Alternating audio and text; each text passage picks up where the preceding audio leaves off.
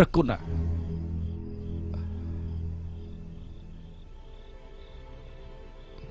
លឿបទៅ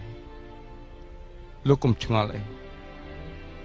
នៅក្នុងរាជវាំងកន្លែងណាក៏មានត្រចៀករបស់ឆាឆាដែរ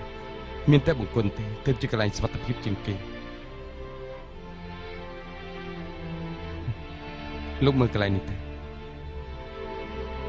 ទីនេះទើបជារាជបល្ល័ង្កពិតរបស់យើងមានតែនៅទីនេះទើបយើងហ៊ាននិយាយពាក្យក្នុងចិត្តរបស់យើងប្រគុណបេះដូងទុំបង្គំដូចជាត្រូវយកកំបិតមកចាក់អញ្ចឹងក្រាប់ទូល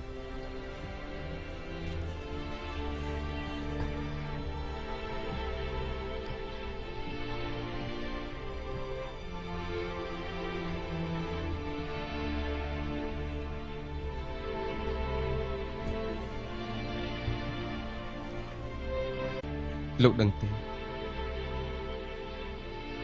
តាំងពីថ្ងៃដែលយើងឡើងសោយរាជមកក៏คล้ายទៅជាល្បែងនៅក្នុងកណ្ដាប់ដៃតុងជូនៅពេលនោះតុងជូក្តោបក្តាប់រាជការទាំងមូលរំលោភស្រីស្នំមាននាមជាសម្ដេចឪធរកាន់កាប់រាជការពេលតុងជូស្លាប់បាត់ទៅ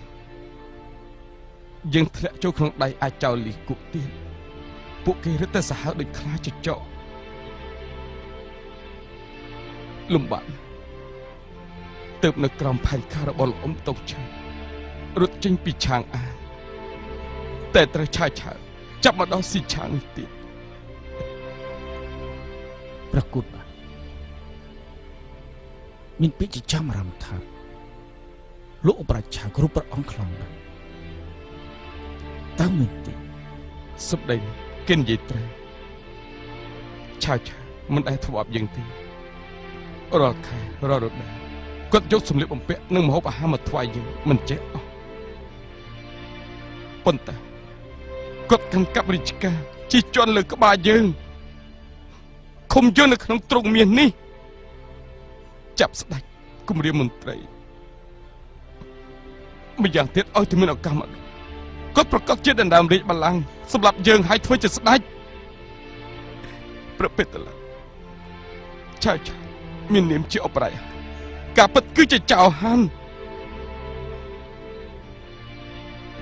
ចំណុចដែលខុសពីតុងជូគឺឆាឆាលួចជាតិមិនទុកឈ្មោះចោល